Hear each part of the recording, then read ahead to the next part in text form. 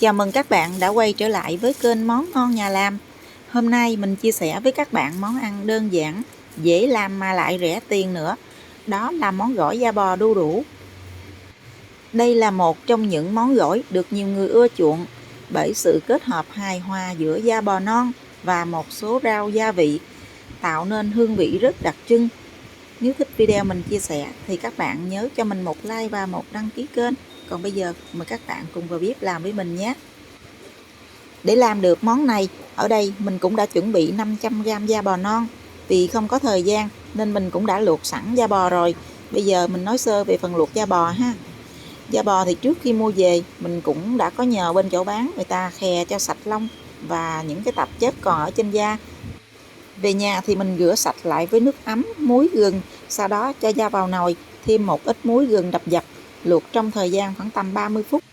Ở đây mình có sử dụng thêm mè trắng, nửa trái đu đủ sống, một củ cà rốt, một củ cải trắng, 50g rau húng quế, 2 trái ớt sừng, 6 quả tắc, tỏi, hành tím, 2 củ hành tây và một số gia vị như muối, đường, hạt nêm, nước mắm. Da bò bây giờ cũng đã nguội rồi. Bây giờ mình cho da bò lên thớt và dùng dao nghiêng cắt mỏng với chiều rộng khoảng tầm 2cm. Để giữ được cho da bò dai giòn thì mình không nên luộc chín quá ha các bạn. Nếu mình luộc chín quá thì da nó sẽ mềm, nó nhũng ra thì da nó không còn được dai ha. Nè, mình cắt như thế này là được nè các bạn. Mỏng mà nó có cái chiều rộng như thế này nè. Cái miếng da mình lúc mình trộn gỏi lên nó nhìn nó đẹp nữa. Lần lượt thì mình sẽ cắt hết cái phần da còn lại ha.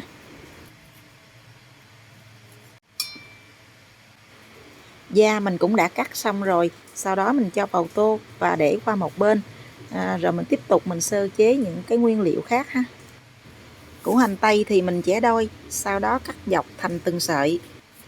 Các bạn cũng có thể cắt ngang củ hành thành từng lát mỏng cũng được ha.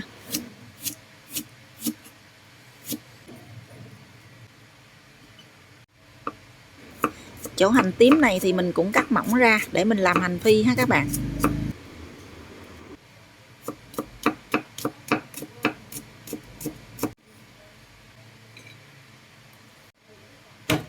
Phần tỏi này thì mình đập dập ra và băm nhuyễn để mình làm nước sốt và nước chấm ha.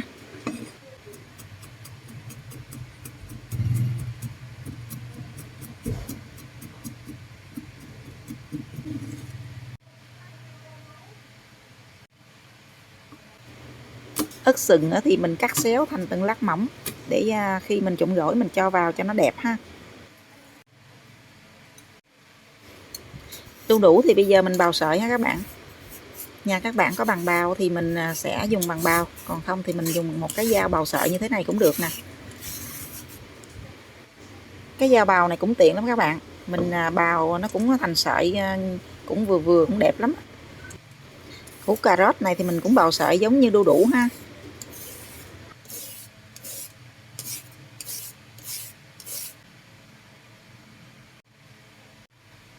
Rồi củ cải trắng này mình cũng bào sợi giống cà rốt và đu đủ luôn. Sau khi ba cái nguyên liệu này mình cũng đã bào xong hết rồi thì mình cho vào đây một muỗng cà phê muối và một ít nước cho nó ngập cái phần rau củ này ha. Sau đó mình dùng tay mình bóp đều, mình cũng bóp nhẹ nhàng thôi nha các bạn. Mình bóp để cho những cái rau củ này nó ra cái chất mũ, nhất là đu đủ nó có mũ các bạn, mình bóp cho nó sạch mũ ha.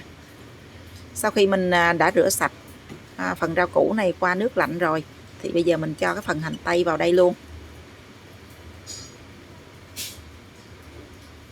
Tiếp tục thì mình cho vào đây 2 muỗng canh giấm ăn á các bạn, mình cho vào đây.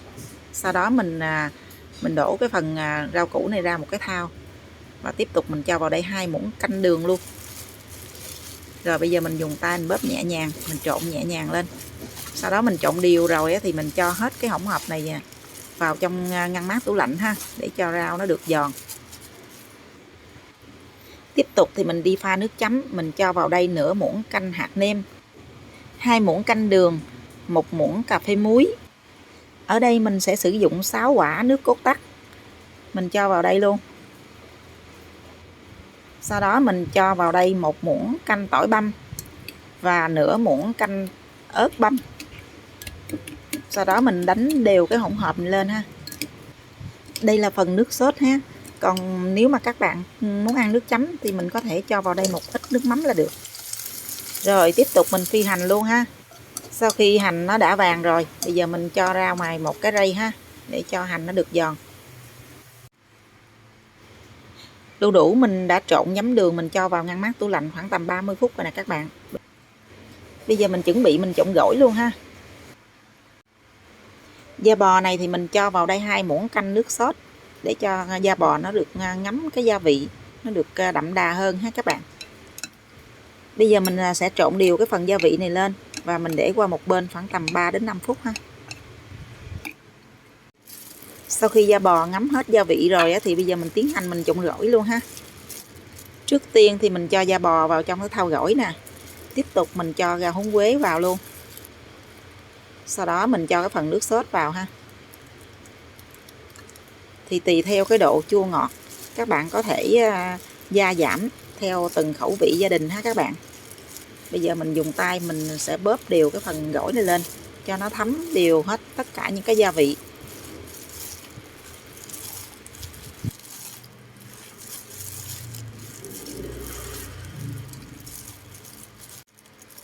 Tiếp tục thì mình cho cái phần ớt sừng vào luôn. Ớt này thì nó không cay ha các bạn. Gỏi sau khi mình trộn xong rồi thì mình cho ra đĩa luôn ha. Rất là hấp dẫn luôn các bạn ơi.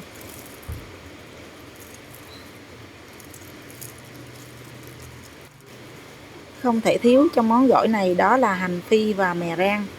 Các bạn có thể thay thế mè rang thành đậu phộng cũng được ha.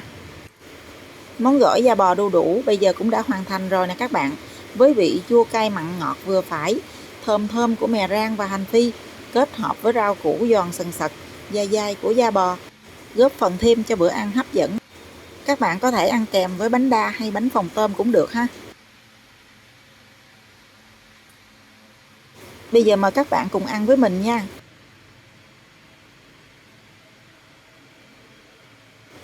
Gắp miếng gỏi chấm vào chén nước mắm chua ngọt, ăn vào cảm giác giòn tan trong miệng, ngon lắm các bạn ơi.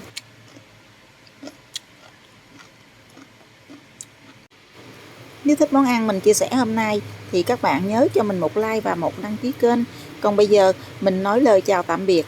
Hẹn gặp lại các bạn trong những video lần sau.